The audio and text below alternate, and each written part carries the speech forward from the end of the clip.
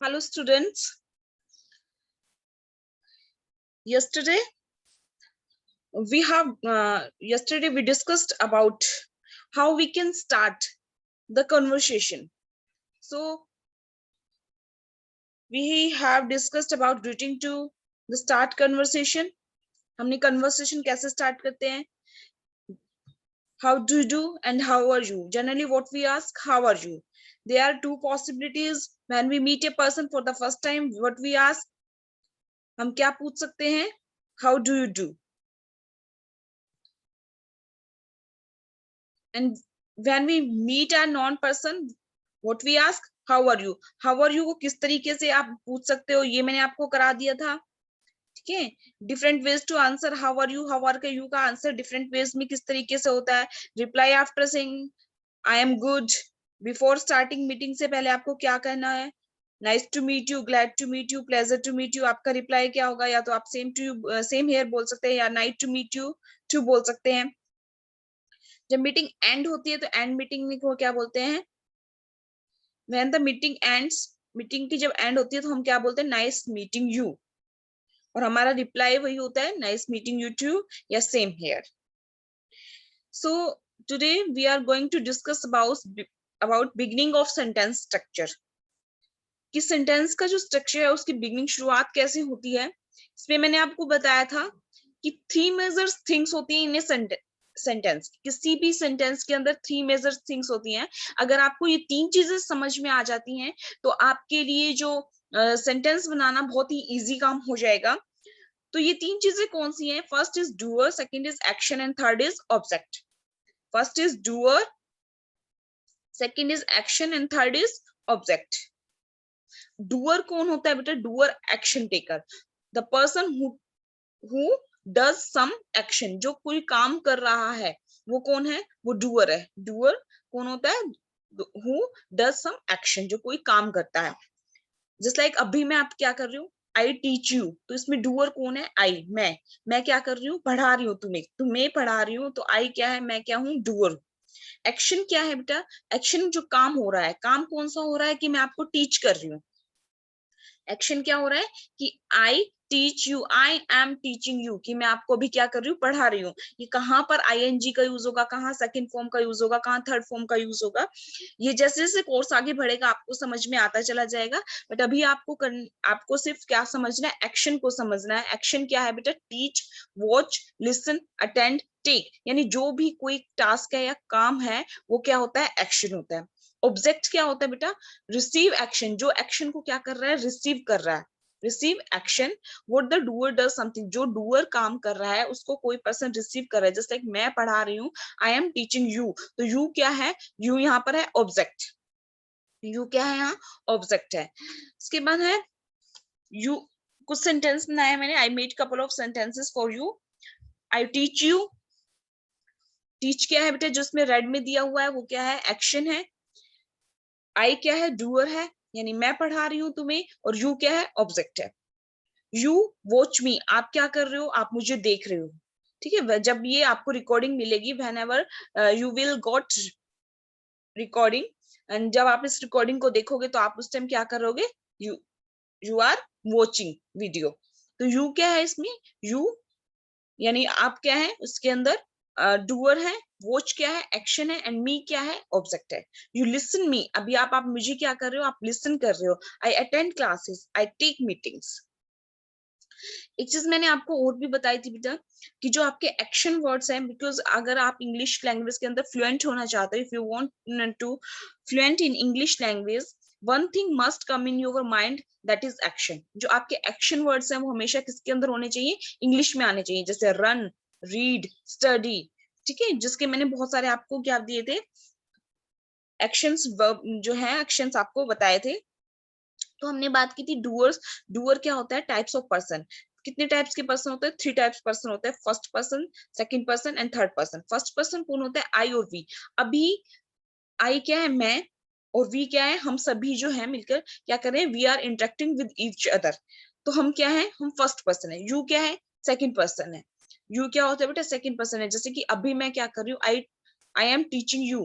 तो आई क्या है, फर्स्ट पर्सन है. और यू क्या है, आप क्या हो, सेकंड पर्सन हो. ठीक है। और थर्ड पर्सन जो हमारी इस इंटरेक्शन के बीच में, हमारे कम्युनिकेशन में भी शामिल नहीं है। अगर हम सपोज किसी थर्ड पर्सन के बारे में, किसी पर्सन के बारे में बात कर रहे हैं, तो क्या होगा, ही शी इट दे, वो क्या, वो हमारे इसमें कन्वर्सेशन में, हमारे कम्युनिकेशन में अभी प्रेजेंट नहीं है, उसको क्या बोलते हैं, थर्ड पर्सन होता है। उस थर्ड पर्सन कौन कौन से होते हैं, ही शी इट और दे।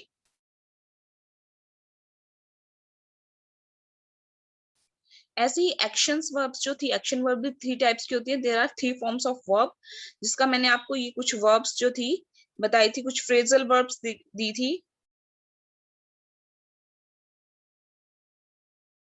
ये फ्रेजल सर है। तो today we will discuss about time. What's the time? अगर आपसे कोई पर्सन पूछता है व्हाट्स द टाइम, टाइम क्या हुआ है, सपोज कीजिए अभी टाइम जो हुआ है वो रात के 9 बजे हैं, ठीक है। तो अभी टाइम क्या है, 9 o'clock। और जब 9:05 हो जाते हैं, हम हिंदी में कैसे बोलते हैं, 9:05 हो गए, 9:10 हो गए, 9:15 हो गए, 9:25 हो गए, 9:30 हो गए, ठीक है। इस तरीके से जब हम बात करते हैं तो इसमें हिंदी में हम टाइम को, मिनट को जो है बाद में इंट्रोड्यूस करते हैं। बट इंग्लिश में हमने क्या करना है बेटा, इंग्लिश में हमें मिनट को हम पहले इंट्रोड्यूस करते हैं, उसके बाद हम इंट्रोड्यूस करते हैं किसको, आवर्स को। तो जैसे 9:05 का टाइम हुआ है, तो आपको क्या बोलना है, 5:09, 5:09। 9:10 का टाइम हुआ है, तो आपको क्या बोलना है, 10:09। अगर 9:15 हो गए हैं, या 9:15 जिसको हम हिंदी में बोल सकते हैं, आप बोलते हो 9:15, यानी 9:15 हो गए हैं। और आप बोल सकते हो 15:09। Both is correct, you can change, you can use interchangeably. Okay, अब वो दोनों ही सही हैं, आप जो मन चाहे आपका, what ever you feel like you can use. Next है 9:20 जब हो जाते हैं, तो आपको क्या बोलना है, 20:09, 25:09। ऐसे ही जब 30:09 बोल सकते हो, या आप उसको बोल सकते हो 9:30, बिकॉज आपको पता है कि कितने मिनट्स होते हैं, 60 मिनट्स होते हैं। तो 30 क्या हो गया बेटा, हाफ हो गया। तो 9:30 हो सकता है, या फिर क्या हो सकता है इसमें, 9:30 हो सकता है। अब जो है बात ध्यान देने वाली ये है कि जब हाफ से ऊपर चला टाइम चला जाता है, जब हम बोलते हैं 9:35 हो गए हैं, या हम बोलते हैं कि 10:25 है, 10:25 है, तो आपको जब हाफ से ऊपर टाइम हो गया, तो इंग्लिश में किस तरीके से बोलना है, 25 to 10, 25 to 10, 20 to 10, Quarter to 10, या फिर 15 to 10, 20 to, sorry, 10 to 10, 5 to 10 and 10 o'clock। यानी अब क्या हो गए, 10 बज गए हैं, ठीक है। अगर आपको कोई डाउट आता है तो यू कुड आस्क मी, आप मुझसे पूछ सकते हैं। फिर हम बात करते हैं हमारे डेली एक्शन। आज हम जो बात करेंगे डेली एक्शंस के बारे में बात करेंगे। डेली एक्शन हमारे में जो, और किसके बारे में बात करेंगे, आई, यू और वी के बारे में बात करेंगे। आई, वी क्या है, फर्स्ट पर्सन है, यू क्या है, सेकंड पर्सन है। रेगुलर जो हमारा पैटर्न होता है, उसमें हम किसके बारे में बात करते हैं, जो हमारा रेगुलर पैटर्न है। जैसे कि मैं सुबह 5 बजे उठती हूँ, उसके बाद मैं ब्रश करती हूँ, खाना बनाती हूँ, जो भी काम करती हूँ, जो मेरा रेगुलर का पैटर्न है, उसके बारे में आज हम डिस्कस करने जा रहे हैं। आई, यू, वी, ये क्या है बेटा, ये डूअर है। एक्शन इसमें कौन सा यूज होगा, फर्स्ट फॉर्म का यूज होगा। और प्लस क्या होगा, ऑब्जेक्ट आता है। ऑब्जेक्ट यानी रिमेनिंग पार्ट, वो कुछ भी हो सकता है। अभी ये सारी चीजें आपको इसके साथ, सेंटेंसेस के साथ क्लियर हो जाएंगी। ये देखिए, माई डेली एक्शन, हमारा जो डेली का एक्शन होता है सभी के लिए कॉमन होता है, चाहे वो आप बिजनेस पर्सन है, चाहे आप स्टूडेंट्स हैं, चाहे वो आप होम मेकर्स हैं, कुछ भी है। ये जो कुछ सेंटेंसेस मैंने लिखे हुए हैं, ये सभी के क्या होते हैं बेटा, सेम होते हैं, क्योंकि हम सभी उठते हैं। आई वेकअप या गेटअप एट और बाय 6:40 AM। वेकअप का यूज और गेटअप का use most of the people use interchangeably, इसको इंटरचेंजेबल यूज करते हैं, अक्कड़ बक्कड़ खेलते हैं, कभी वेकअप का यूज करते हैं, कभी गेटअप का यूज करते हैं। बट आपको पता होना चाहिए बेटा, वेकअप का मतलब होता है जैसे कि आप बेड पे सोए हुए हो और आपकी नींद खुल गई है, यानी आप क्या हो गए, जाग चुके हो। बट गेटअप का मतलब क्या होता है, ऐसा तो नहीं है कि जैसे ही हमारी आंख खुलती है और हम बेड छोड़ देते हैं, हम 5 मिनट 10 मिनट तक उस पर लेटे रहते हैं, या फिर अपना मोबाइल फोन चेक करते हैं, या उसके बाद हम कुछ सोचना शुरू करते हैं कि आजकल पूरा डेली में हमें क्या करना है, ठीक है। तो यानी वो तो क्या है, वेकअप हुआ है। लेकिन जब आप बेड छोड़ देते हो, दैट मीन्स क्या है, गेटअप, ठीक है। तो क्या है, गेटअप। अब आप बोल सकते हो एट 6 सॉरी, क्वार्टर टू 7, कि मैं पौने 7 बजे उठती हूँ, तो उसके लिए क्या यूज करोगे एट। लेकिन ऐसा तो नहीं है ना कि हम रोज ही पौने 7 बजे ही उठ जाते हैं, तो हम हो सकता है 5 मिनट पहले भी उठ जाएं। ठीक है, तो हम उसके लिए क्या यूज कर सकते हैं बाय, की बस पौने 7 बजे तक तो मैं उठ ही जाती हूँ, उसके लिए क्या यूज कर सकते हो बाय का यूज कर सकते हो। आई ब्रश माई टीथ, उसके बाद में क्या करती हूँ ब्रश करते हैं, ये तो सिंपल है सभी करते हैं। आई ब्रश माई टीथ, ब्रश ये जो रेड में लिखा हुआ है ये सभी एक्शन है, और एक्शन कौन सी form, which form, first form.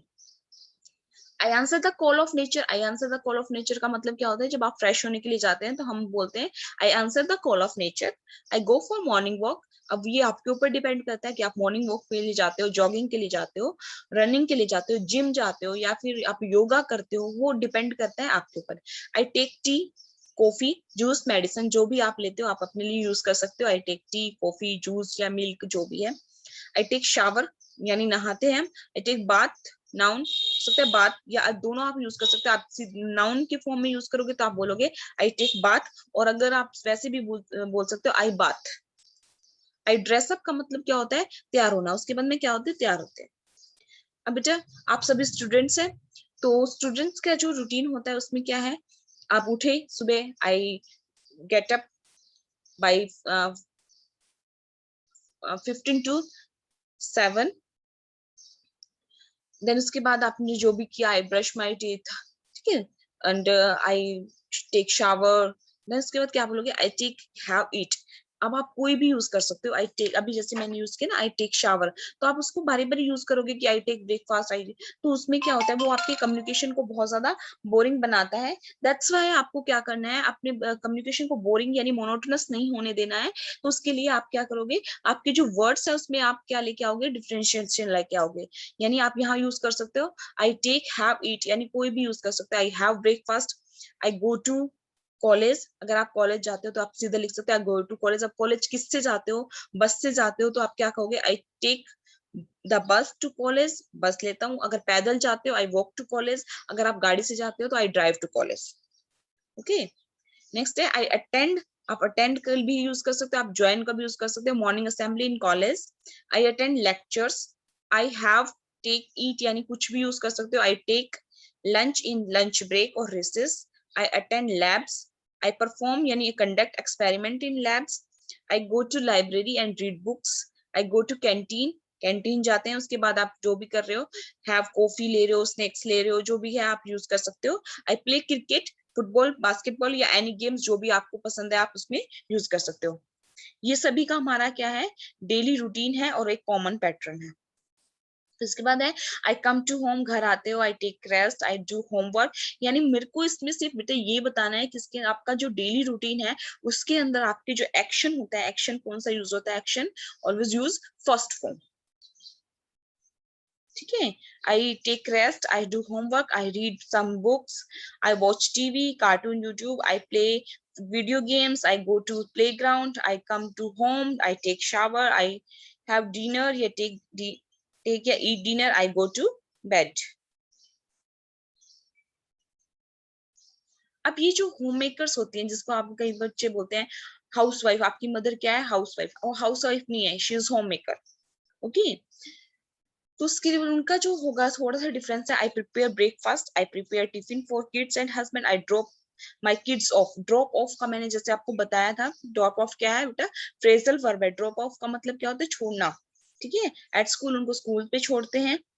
I clean up, clean करना, या मेक थिंग्स टाइडी, यानी किसी चीज को साफ करने के लिए यूज किया जाता है। The room, I sweep the floor, I do the dishes. Do the dishes का मतलब क्या होता है, बर्तन साफ करना, या आप बोल सकते हो आई वॉश यूटेंसिल्स, तो बोथ आर करेक्ट। ठीक है, I wash clothes, I take rest. Then उसके बाद आपको मैंने बताया था कि अगर आपको चेंज करना है इसको पैराग्राफ के अंदर, तो what we use, usually, often या जर्नली। इसका आप तीनों में से कोई भी यूज कर सकते हो। यानी ज्यादातर मैं क्या करती हूँ, I wake up by 6 AM, मैं 6 बजे तक हमेशा उठ ही जाती हूँ। Then I brush, usually, often and generally को आप यूज कर सकते हो, कोई भी यूज कर सकते हो। ऑफन, आई वेक अप, यानी ज्यादातर जो है मैं कब उठ जाती हूँ, I wake up by 6 AM। Then I brush my teeth, उसके बाद मैं ब्रश करती हूँ एंड गो। ये देन का जो यूज हुआ है बेटा, देन, THEN, देन मैंने आपको बताया था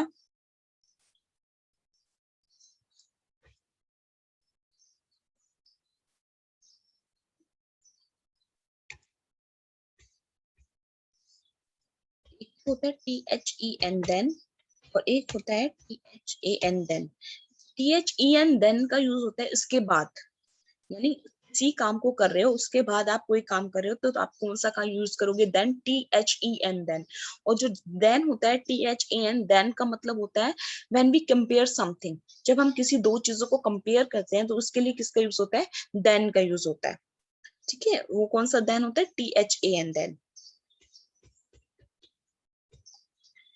उसमें go for a morning walk, I come back by 7 a.m. and take shower, I eat my breakfast and read newspaper, then फिर से देखो यूज हुआ है, then I drive to office and reach by 10 a.m. I log in my system, check emails and make daily plans, I take meetings with my subordinates, subordinates जो होते हैं ना, जो आपके साथ में काम करने वाले, जो आपके अंडर में काम करने वाले हैं, उनको subordinates बोलते हैं। listen their issues, उनके issues सुनते हैं, and resolve then and there. मैंने आपको बताया था देन एंड देयर का मतलब क्या होता है, तभी के तभी, यानी उसी टाइम पर मैं उनकी कोई इशू होते हैं उसको सोल्व करता हूँ। जिस तरह के अगर आपको कोई डाउट्स आ रहा है, ठीक है, जैसे मैं आपको बोल रही हूँ कि if you have any doubts you could ask me and I resolve your doubts then and there, और मैं आपके जो भी इश्यूज है उसको तभी के तभी सोल्व करूंगी। ठीक है, I take lunch with my team by 1 PM। तो इस तरीके से आपको पैराग्राफ बनाना है, आपको अपनी वीडियो शूट करनी है। Today onwards you have to make your videos. Is it clear? And tomorrow we will discuss about category of sentences.